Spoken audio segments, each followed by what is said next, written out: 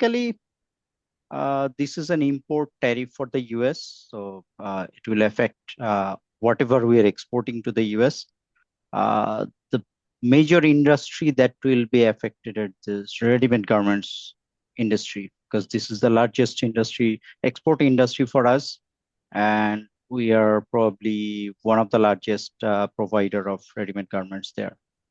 So because of the hike in tariff, our product cost will increase. So at the end of the day, the US consumers will be paying for that. Uh, but the challenge that the Bangladesh might face is the US importers may try to find new markets where the tariff is lower. Uh, so out of the competing countries who are providing ready-made garments to the US, Cambodia, Vietnam, they actually have higher tariff after this after the new tariff structure proposed by President Donald Trump. India will be in a better situation because their tariff will be a bit lower than Bangladesh. So yes, you are very right. The major hit might go to the working class people because the industrialist and the businessman, they might switch to a different industry, or they might try to start finding new countries where they can export without the higher tariff. But there will be some impact on the working class people. So yeah, this is in summary. The export cost will be higher, and there might be another effect is that US importers or US buyers who buys the product from us, they might demand lower prices from our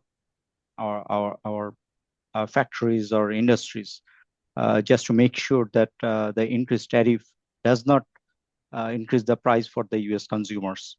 So that might make the business case or business viability difficult for the people. So this is in short the the impact that might happen on the ready-made garments industry. Sure, there are some articles on Daily Star, obviously, about that, and one of them, obviously, I was, checking that it's like it's basically saying that there will be some consequences for that, and as you can see this article, what does the US tariff offensive mean for Bangladesh? It's written, I mean, yeah, more than a month ago. I mean, when it's about to launch by Trump, obviously.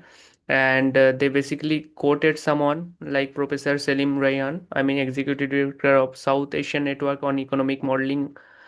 He wrote, for countries like Bangladesh and other developing countries, this shift poses significant challenges as they may face together economic conditions under such an uncertain regime. So it's like he's expecting some of the impacts. I mean,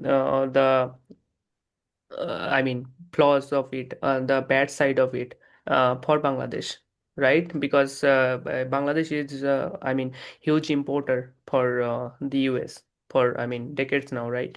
So that's Yes, true. yeah, so that's one of the major impact they will have.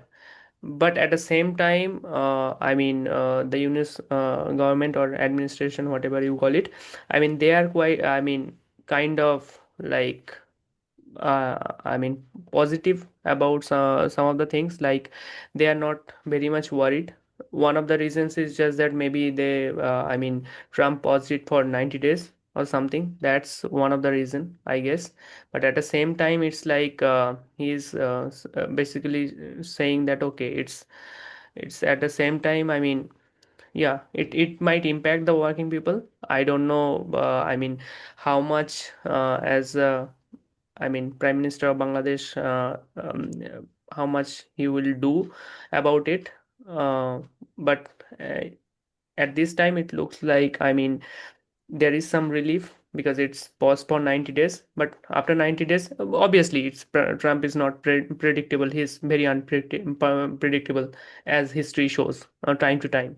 So that's one of the reason. But at the same time, So, yeah, sure, so go ahead. if I say, let me pause here. So two things happened. Number one is the Bangladeshi interim government. They sent a delegation to US with a letter requesting for a relief period, and USA actually uh, acted favorably. They paused it for all of the countries except a few.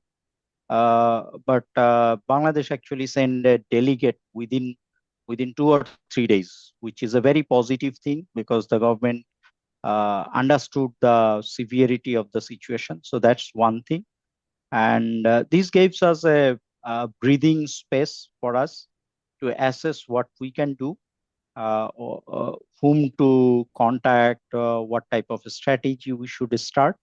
So this is a breathing space, that much needed breathing space, I should say.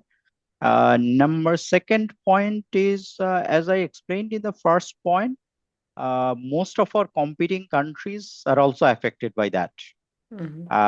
So Vietnam, Cambodia, China is obviously still under the tariff, which was not paused.